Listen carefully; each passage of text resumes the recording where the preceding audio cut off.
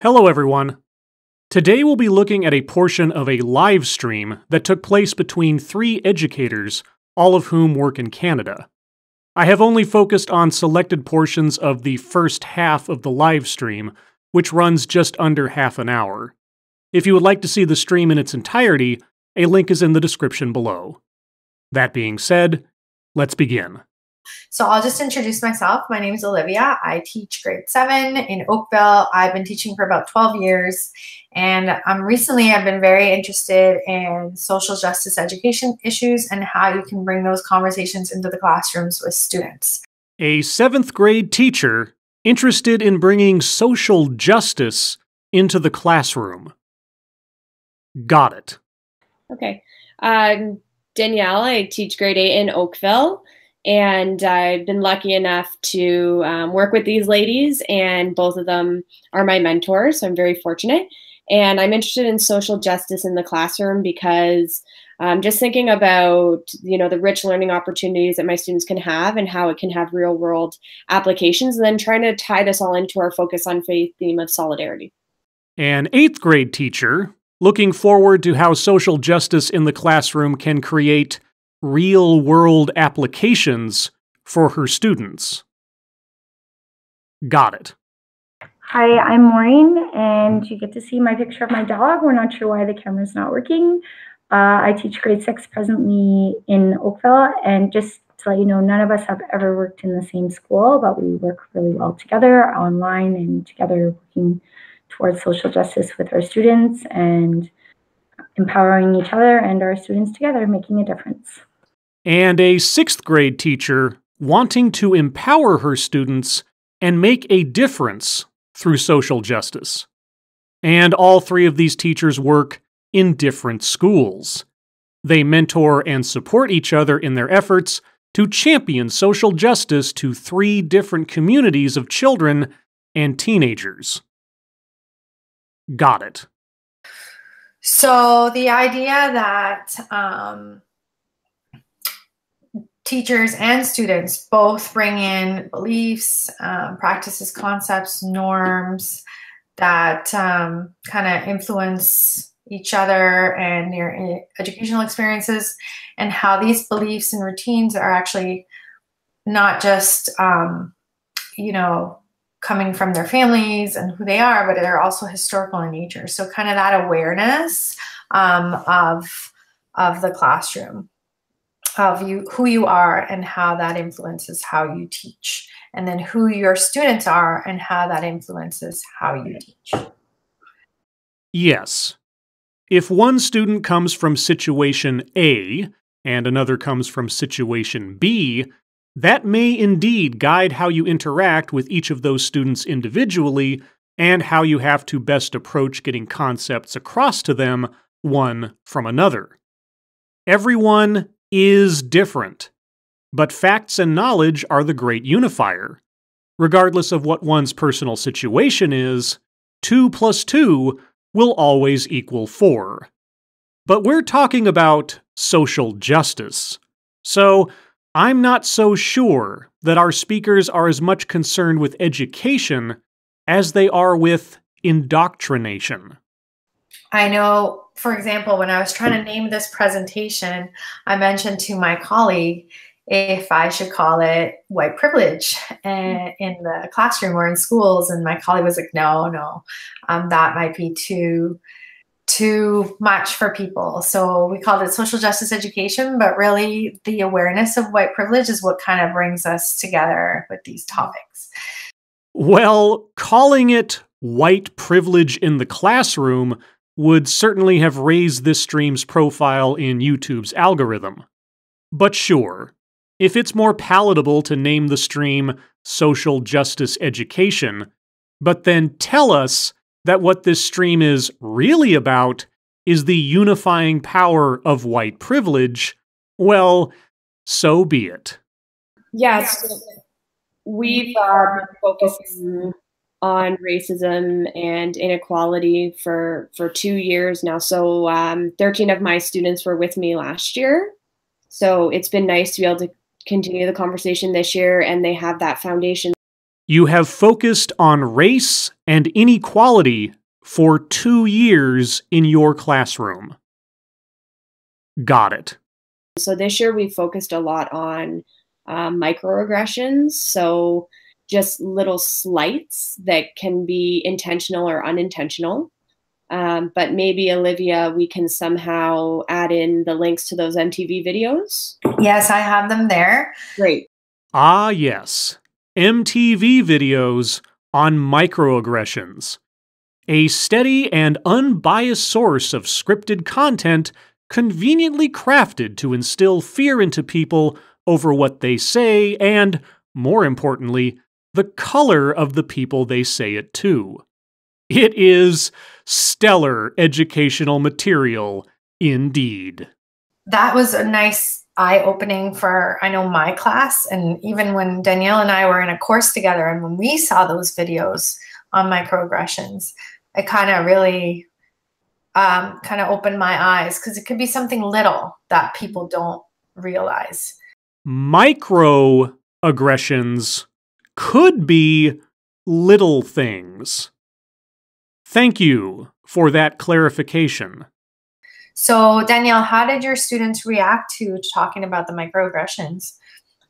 They had heard a lot of them before, and a lot of students will say slights, and they think that it's just so normal. So there's this culture for kids of roasting people, and it's these YouTubers that they watch, and the YouTubers will roast people. YouTubers criticizing or making fun of others in funny and entertaining ways? I have absolutely no idea what that is like. And so, if you look at even the comedians that these kids are watching, there's a lot of, comedy out there that's based on stereotypes, stereotyping people. Comedy can be based on stereotypes? You don't say. So they had heard a lot of the comments, but I thought it was really powerful, because even after we watched the series of videos, I had one of my boys go up to a student and say, I think I've said some of these things to you, and I had no idea that they could have this impact, and I'm really sorry. Oh, that's great. Yeah, that's great. Instilling children with the fear that something they may have said without any thought or intent to insult or harm may have actually done so, and then assuming that another person, likely based on their race, is either too fragile to take a joke or too dumb to distinguish an innocent comment from a personal attack. Yeah, that's great. There was a big self-reflective piece to that, and I think that definitely in intermediate, these kids are mature enough and to understand the repercussions that this can have. And this is where change is going to happen. This is how the narrative and the conversation is going to change, with this awareness and this idea of not being a bystander. So if somebody is on the receiving end of a microaggression, how can we really expect them to be the ones to say something? If someone is on the receiving end of a microaggression, an action or comment that can be construed as an insult, even in the absence of any actual intent, can you expect them to say something? So, you shouldn't expect the victim to stand up for themselves because they shouldn't have to? Or they are inherently incapable of speaking up for themselves? I'm confused. As a bystander, you really need to speak up and just, help educate people. So we talk about that. So it is the duty of others, of bystanders, to police what people say on behalf of the obviously defenseless victims and educate the perpetrators on the incorrect nature of their words and to be more sensitive and aware of just who they're talking to. Got it. I think that's true, Danielle. I think last year we had a lot of issues regarding racism, and we had a special guest speaker come into the school, and he spoke directly to the grade 6, 7s, and 8s, Anthony McLean from Brampton area. Oh. It was such a good conversation starter, and it was the beginning of, as you said, 2 years of really embracing the conversation and getting not only students but staff as well, just thinking about how their words are being portrayed by students. Sometimes they're just saying something and they don't really realize how that student is. Okay, how precisely is someone supposed to know how someone else might interpret something they say? How is someone meant to monitor that? Are they supposed to be mind readers? Is taking it. And we had an issue with one of my students last year, and it kind of carried out. It was fine last year, and then this year it's really kind of like, it was almost like he didn't want to come to school anymore. So then we had Anthony McLean come back in and did a special presentation for those students and staff that were involved in this situation. And we're thinking about having him come back again just to see the progress that has been made and focusing on helping others, not just always about themselves, but thinking about others as well and what they can do in the community regarding these kinds of issues, and just having that conversation and opening the doors to that. Yes. Opening the doors to the conversation of willfully taken offense to innocuous comments and how we can solve that problem for the offense takers. It sounds like a very productive initiative for a junior high school. Mm-hmm. Wow. So was it, do you think it was more, was it microaggression, or was it, outright racist comments that were happening? I think I would say it was micro, because I don't think that people realize like how much their words were hurting some of these students. Mm-hmm. And sometimes that's how it is. They're just, they're just being kids, but once they realize, oh, I said that to that other student and it really hurt them, they don't want to come to school because I've said those words. I don't think they were doing it outright in the sense that, oh, I don't want him to come to school. It was more like they've heard it before from home or on watching YouTube videos or watching comics. And it's kind of like, oh, I've heard this before. It's okay to say, but it's not. So how are we going to move forward in our conversation? Videos or, yeah. Not outright racism, but a micro. So, something said without any intent. And I'm a little hazy on whether she was saying that the offending student stayed home from school over fears that they had said the wrong things, or that the offended student stayed home for having their feelings hurt. Either way, a kid watched YouTube and monkey see, monkey do. And instead of just reining the kid in on what is or isn't appropriate language for school, you've instilled a fear in them of being an unwitting racist. Got it. One of the things that kind of Danielle and I were exploring in our course was that the replicating of these ideals and these norms and this idea of privilege comes from not having these conversations. So it's really important for kids to be aware of some of their privileges. And I know with my class this year, it was really interesting because we did a presentation on human dignity in the news. And a lot of the kids actually brought forth the social experiments that I guess they found on YouTube. And a lot of them were having to do with race. So I felt this happened in the fall, that because they kind of opened the door to talking about race, which is a very difficult topic. A lot of people would rather talk about, I know our prof said people would rather talk about sexuality than talk about race. So it's interesting to see how the topic changes really quickly. When you want to start talking about race, someone wants to change it.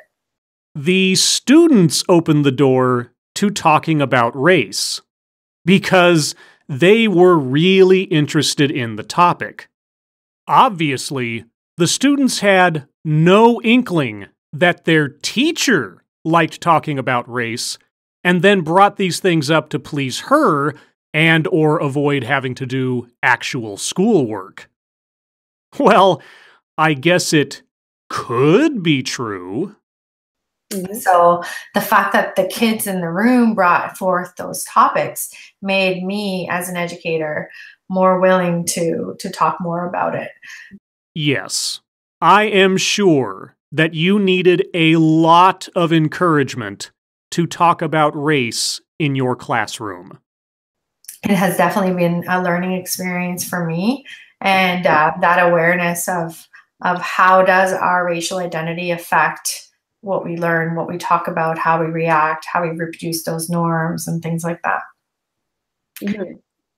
I think it's hard too, because in our classrooms are so diverse. So it's difficult to have conversations surrounding racism, especially with a diverse classroom. It would be easier if, you were all the same. Talking about racism would be easier if your classroom was all the same. Because racism isn't something that anyone can engage in, regardless of what they look like. But, and then you run into that, we talked about it in class, where it was like, if you have one person representing that group, they're seen as the expert, but they're not speaking for that entire group. Well, now, that is true. But you see, if you're having your students focus inordinately on race and having them focus inordinately on the surface differences between people, and if you're striking fear into them over saying the wrong thing to the wrong skin color, well, why wouldn't they defer to someone who is of a particular skin color to speaking for their skin color? Because you have made it all about skin color. So I think that if, when you're introducing conversations about racism and inequality into the classroom, it starts in September, just making sure that classroom is an environment where people feel comfortable and safe to be in that room. Because it can be it's hard work, but it's work that has to be done. Mm-hmm.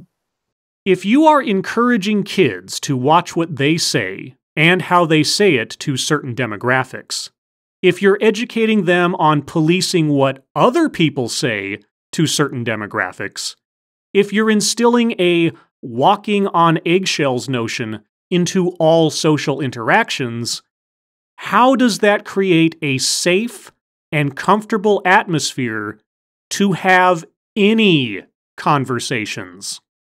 But just the fact that you're having a conversation over weeks, not just that one day, that 1 month, the kids do come a long way. They will be change makers. That's what I have on our last slide about, teaching activists. So make sure the kids take it somewhere after the classroom. And the fact that they're having conversations, hopefully at home. So some of that systemic oppression is, generations long. So if they are kind of making their peers and their family aware of what that means, then they're also becoming activists. Teaching activists. And that really is the point here, isn't it? Not teaching students how to think, but rather what to think. And then to take that way of thinking out into the world and be change makers, to change their peers and their families over to a particular way of seeing the world and evaluating others. To be the good guys, to do the right thing. And the right thing is to watch what you say and what other people say, to look upon certain people as inherent and inevitable victims and to protect them from innocent comments that they might choose to interpret as an insult. To encourage conversations about race, but to always be aware of one's white privilege. To understand that everyone is equal, but that some people will always be more equal than others based solely on what they look like. Yes, rather than educating students, these three are teaching activists. An endeavor that, almost certainly, will change the world. Just not likely for the better. As always, thank you for watching.